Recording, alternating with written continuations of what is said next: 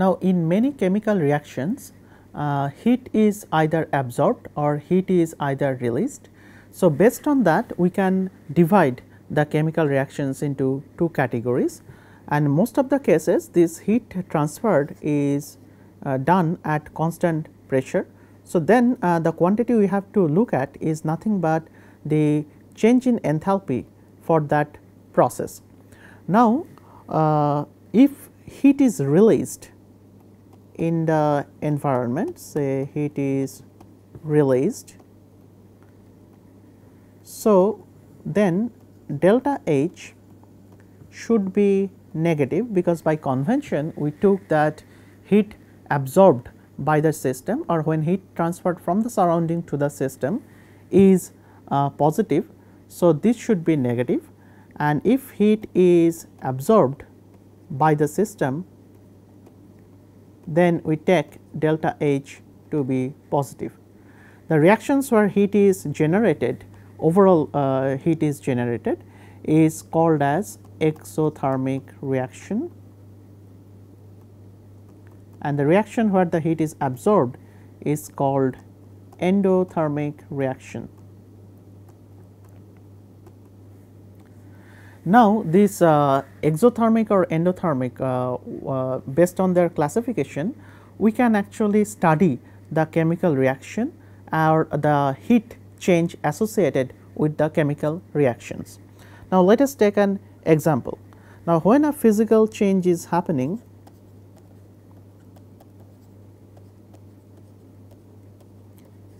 by physical change we mean that no chemical reaction is happening. For example, say boiling of water or freezing of water into ice, something like that. So, suppose water is liquid water is getting evaporated to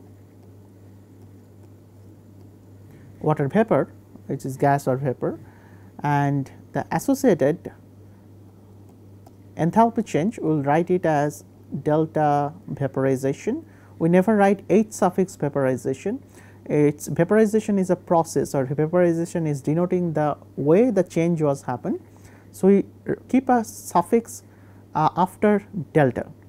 So, delta vaporization H, that at some temperature which is 373 Kelvin, which is at 100 degree centigrade, is plus 40.66 kilojoule per mole. Usually we will use the kilojoule per mole unit here.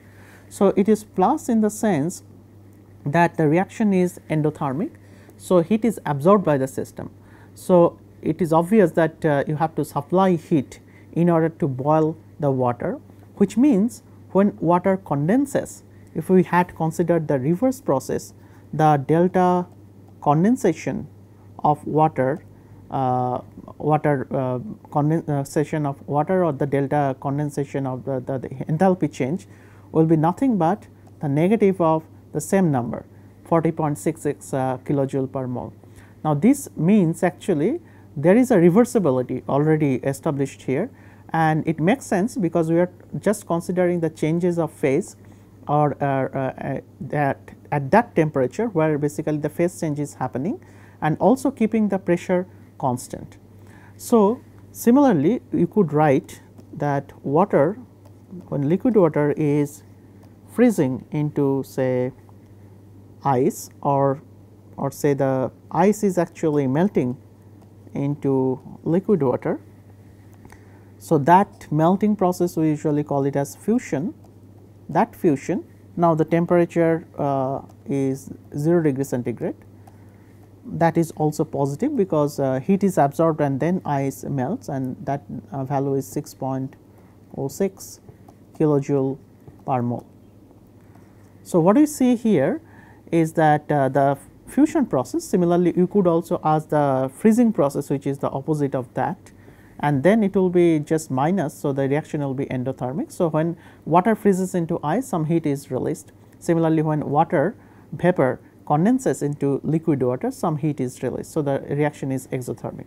So, always these kind of changes are at equilibrium because we are keeping the pressure constant, Otherwise, we cannot write it in terms of the enthalpy, because enthalpy is heat change at constant pressure, and always also the temperature is also kept same, because we are only considering the heat change keeping the temperature constant, which means the processes we are discussing are reversible in nature.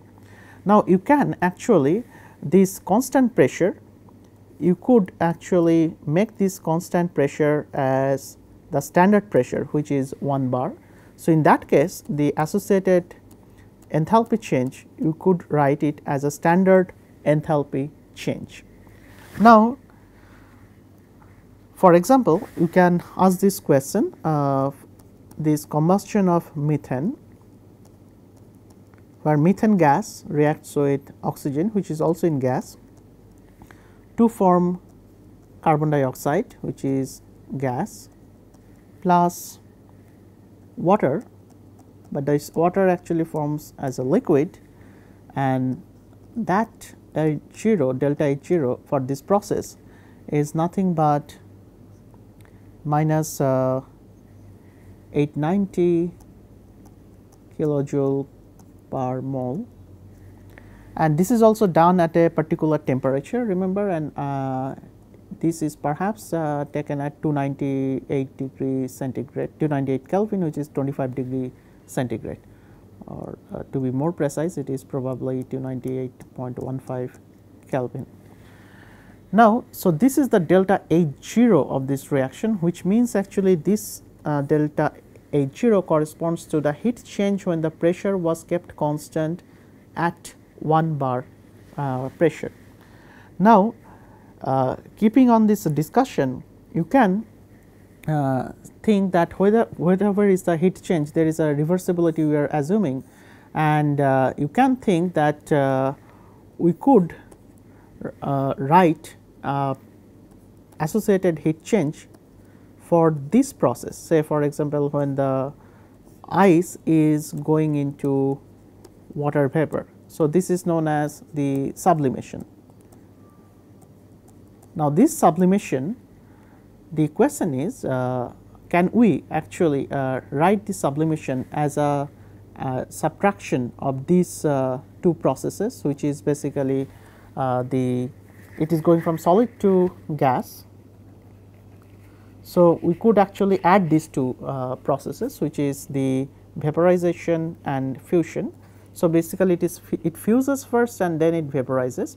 So, we are asking this question right now, if the ice could directly sublime into vapor, that will not happen at constant at normal temperature and pressure, which is 1 atmosphere and 1 atmosphere and 25 degrees centigrade, say.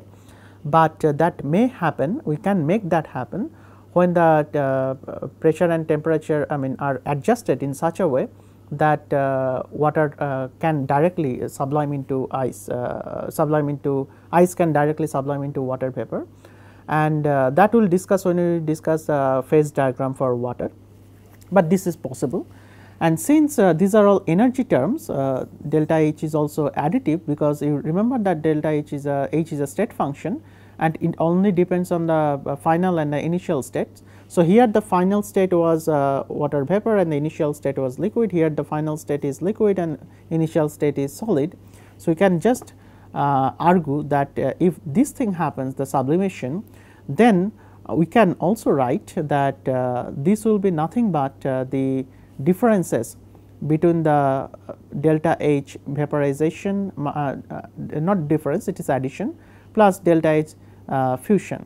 But there is a caveat here, the values which we are writing here are at two different temperatures.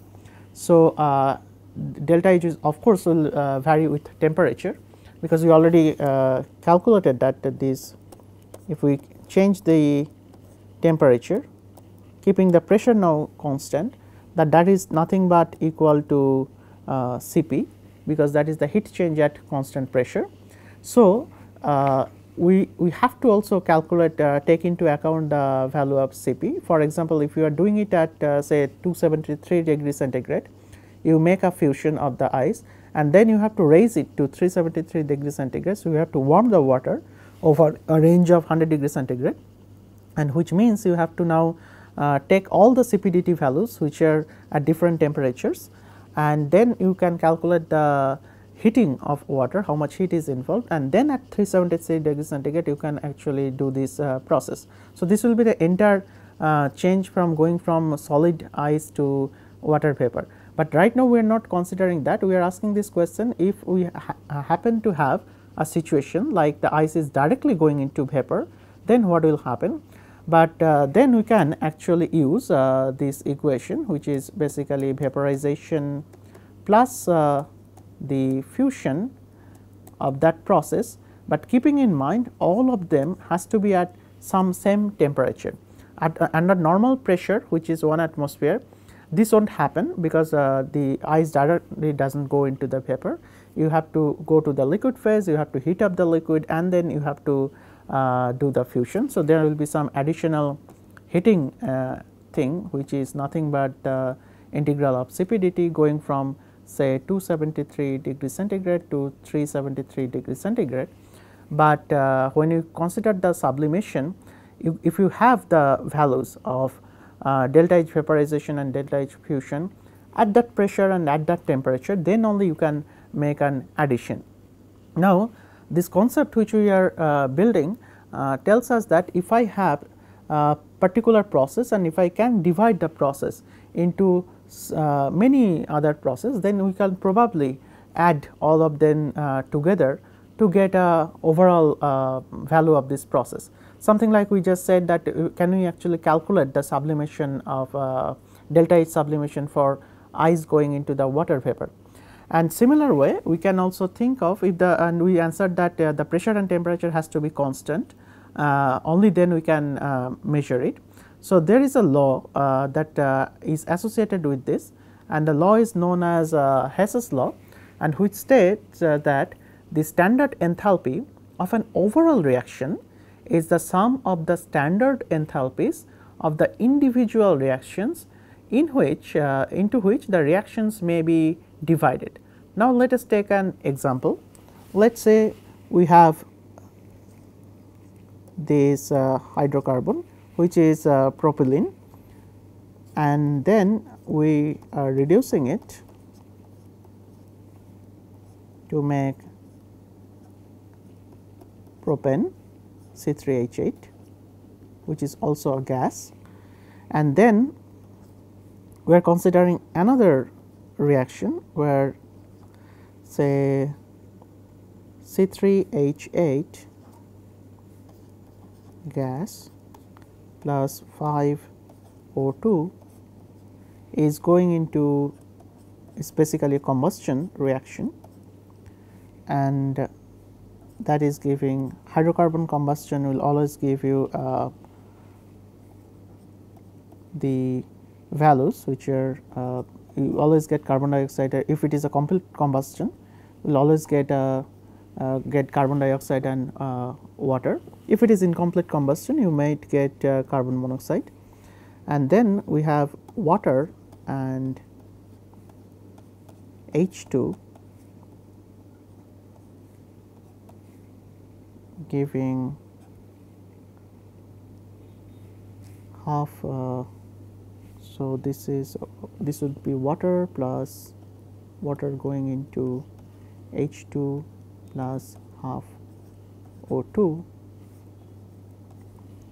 So, we have the thermochemical data which says it will be minus. So, these are all delta H0 of the respective reaction, and these are all reported in kilojoule per mole. So, first reaction is minus 124, the second one is minus 2200. You can see that it is heat is released in these two reactions because we are doing a combustion here, and this is also hydrogenation, which is double bond going into the alkane. So, it is a heat is released, and then we have for this reaction it is an endothermic reaction. Heat has to be supplied to the system.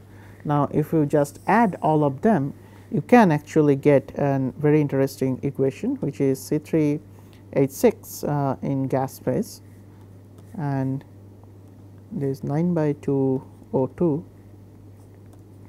that is going into carbon dioxide and free water molecule liquid.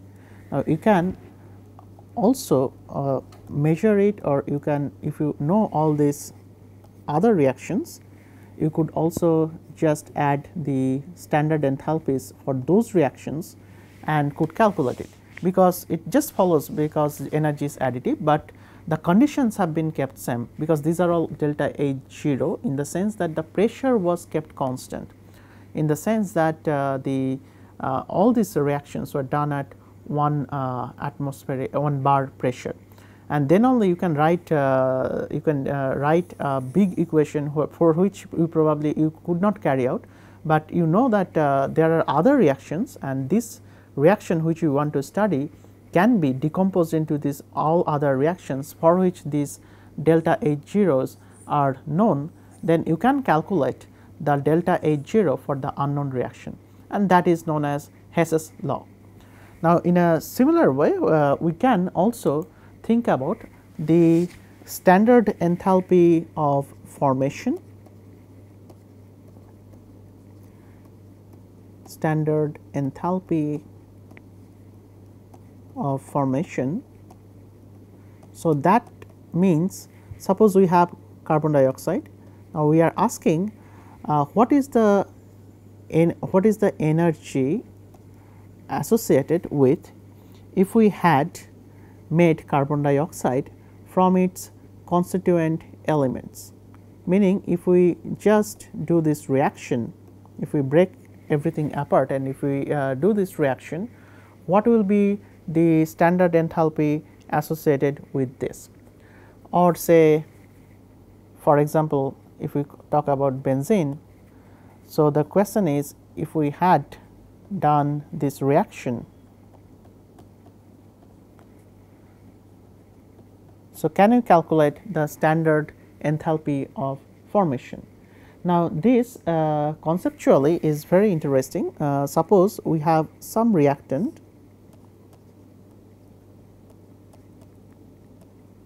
and some product, and in this case the way I have drawn it is that this is basically their relative enthalpies, and the product is lower in energy, which means when the reactant goes into the product, so the reactant has a higher enthalpy than the product, which means the heat will be released in this case. And so we are making a reaction like this, and this is the standard enthalpy, say, for the reaction. That is why I am writing a delta suffix r. Similarly, you could also think that the product is energy content wise higher and the reactant is energy content wise lower, which means you have to supply energy to go from reactant to product. That is also fine. Now, you could think, instead of going directly from reactant to product, we could first break the reactant into its elements, and that obviously will be a energy consuming process, because you have to break some bonds, and then suppose all these elements you are again putting together to form now the product. And you can easily see these two arrows, if you just add, since one is upward and one is a downward arrow, so the difference will always be equivalent to this arrow. It is just addition of energies or the conservation of energies. Similarly, if the product lies above, we could also ask the same question, if we actually can calculate the delta H of formation of that particular reactant and the product, and then we could, if we could take the difference of them, then we could actually calculate the delta H for the reaction. So, you can actually if you know the standard enthalpy of formation, which means actually formation of the reactant and the product, this will be reactant. If we know the reactant and the product's standard enthalpy of formation, then you can actually calculate what is the standard enthalpy associated going from the reactant to the product. So, that actually immediately follows from Hess's law. You can easily figure that out, and we'll give you some examples or as well as some problems, numerical problems where you will be asked to calculate these standard enthalpies of formation or and use that to calculate the standard enthalpies associated with some reaction involving reactants and products whose standard enthalpy of formation will be provided. Thank you.